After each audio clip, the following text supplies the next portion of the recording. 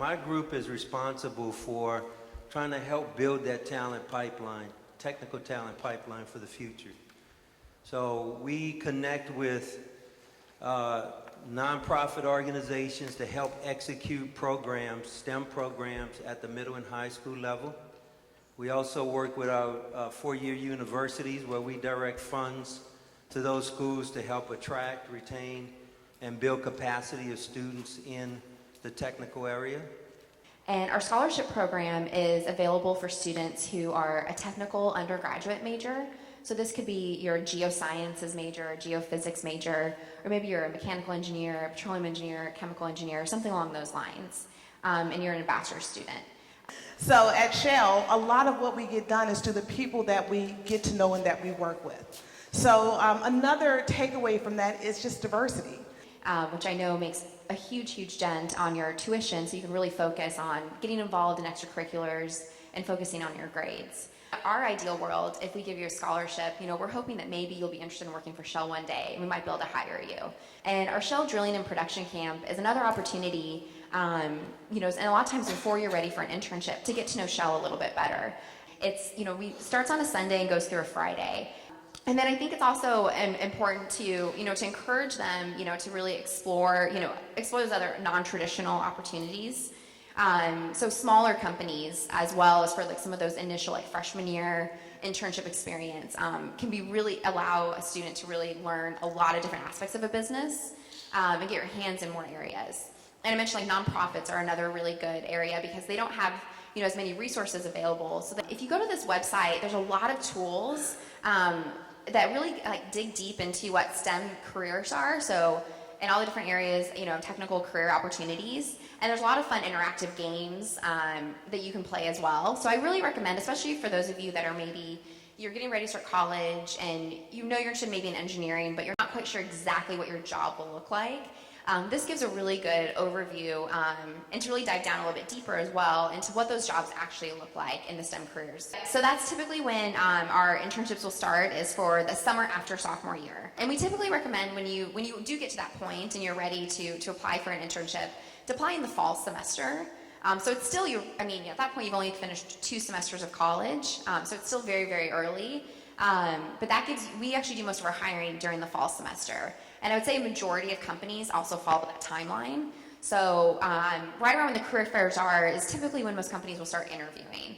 So just as a general guideline, as you're looking to start applying for internships and jobs, that first month of that sophomore year is sort of the key month to start applications. All that we ask is that you get to the New Orleans airport, so you can either drive or fly, and then we take it up from there. So we offer transportation from the airport to the camp, and all of the lodging and meals for the week of the camp, and then transportation back to the airport at the end of the week. And I'm the manager of the INROADS office here in Houston. So I'm going to give you an overview quickly of what INROADS does. We're going to talk specifically about how to prepare a award-winning, marketable resume that will speak to your skills, accomplishments, and what you can do for a company without you even being present with your resume.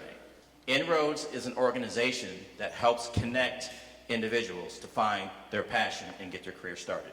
Companies are looking for transferable skills. Impression management. Again, we're going to be talking about the soft skills that you need in order to impress somebody after someone sees your resume. Okay? Again, your resume is your representation of yourself. We're actually going to practice the introductions and handshake.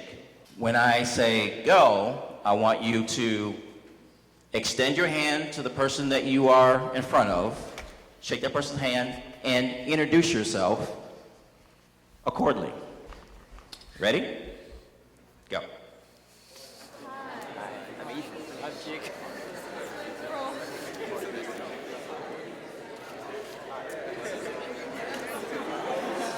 Techniques and tools that INROADS provides to students that they work with at the college level. And as you can see, Robert understands the type of students and the kind of skill sets and the right fit for Shell and for other companies. So that's why we leverage organizations like INROADS, Thurgood Marshall, NACME, and others to help us find talent not only at our core schools, but primarily at schools that we don't recruit from. Because we don't want to miss any talent. We want to get the best and the brightest across all schools. It just so happens we're limited with our resources, so we identify the top schools that we see in the technical space, and we focus our attention on those schools. But we definitely look for students at other schools, and we get to those students and leverage organizations like INROADS to do that. Also, what INROADS is really good in providing is coaching to students. So they don't just meet with students, and Robert will talk about it more in the panel session, but they don't really just meet with a student one time. They're coaching and advising and helping the student along all through their college careers, because it's in their best interest to help preparing students so that they're prepared for our internships, for full-time offers, and to fill positions that we're looking for. How did you become part of INROADS? Did you apply or? So the question was, I applied online, and then once I got into a program, Robert was my mentor, and he Just speak loud. yeah. All right. So then he provided really good mentorship, development areas into soft skills and hard skills, and he encouraged me to apply to certain positions, which includes Shell. And then after I applied, I got an interview through them, and I went through the whole process. And after that, I got my internship offer.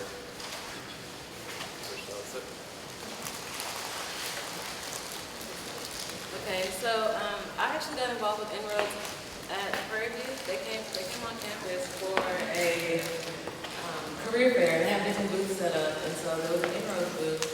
And seeing involvement in INROADS, we already know that you're already a top-tiered student. We already know that some of that vetting we may have to do has been completed. So it's definitely something that, as a partner of INROADS, we think very, very highly of the students that do join.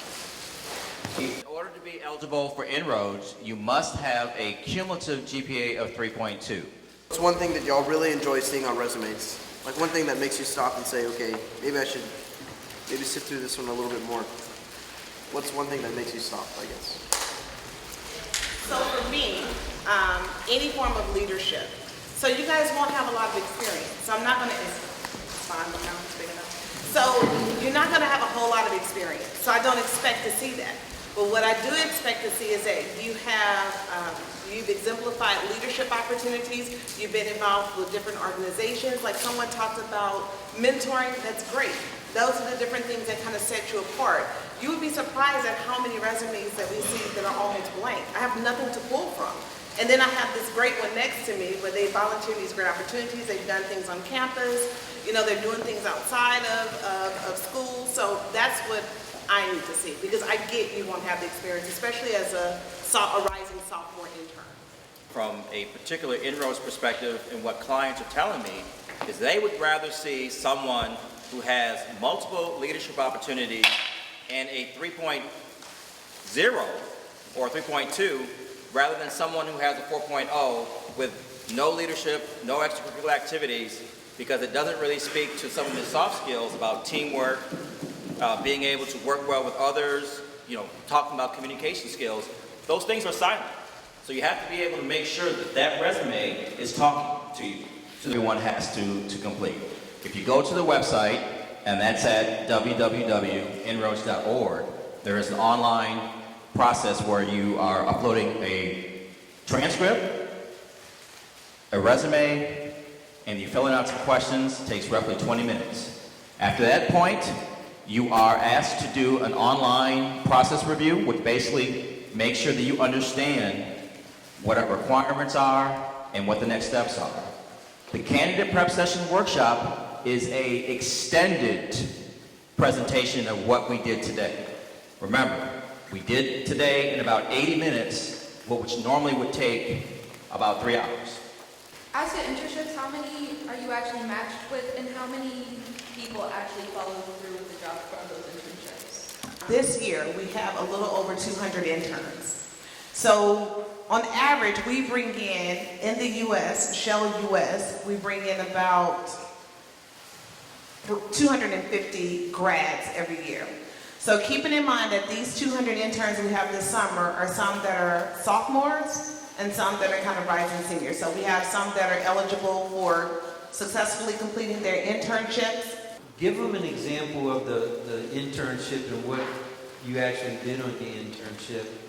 And then give a couple of things that you felt helped you to be a better professional employee intern by participating in the INROADS program.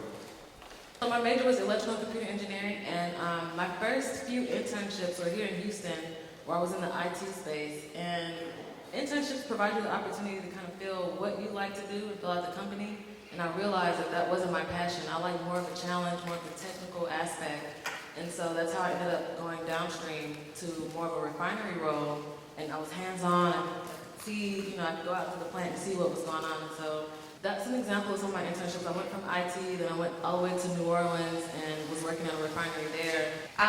So I mean, I think that when you are, high school sophomore, one of the things that you're probably just now starting to think about is maybe where you want to go to college. And you might be just now kind of starting to think about different things you might want to do. And I think that this is a great time to, as you're kind of exploring those things, to really look into, one thing we mentioned was geography about jobs. And you might have a feeling as a sophomore that you want to be in one specific geographical location in the country. You might say, I grew up in Houston, I can't wait to get out of here, I want to go to the East Coast. And so that might be something where you maybe look at either companies that recruit from the East Coast or who are based in the East Coast or schools that are based there as an option. But I think that's, kind of one thing that we mentioned earlier is that you will probably change your mind many, many, many times about what you want to do. So I think that's also where, if you're looking at maybe a very, want to do a very small liberal arts program, that can be great, but they might not have a business degree. If you decide you want to switch your major to business, you might have to transfer then. So I think starting just to think about sort of career opportunities you might be interested in will help you as you're starting to look at looking at the schools that you might be interested in applying to. And one of the things that separates INROADS versus other organizations that do what we do is we focus on the leadership development side. So again, the summer internship is a small component of the year-round program that we provide. The leadership development training takes place during the summer months. Essentially, what I learned from that was being able to constantly keep up with them in a way where it's beneficial for both you and that person is a great way to network. So as a full-time, even though I've only been working for about a month and a week, I've already reached out to the people that I talked to while I was an intern and I guess established that relationship even more. Those interactive sessions where we're able to just ask questions and take those things back on your internships because they do apply. You can go back and you can apply these things. You can tell your boss, okay, this is what I learned. You can show that. So I think that's one of the main things that I took away from INROADS.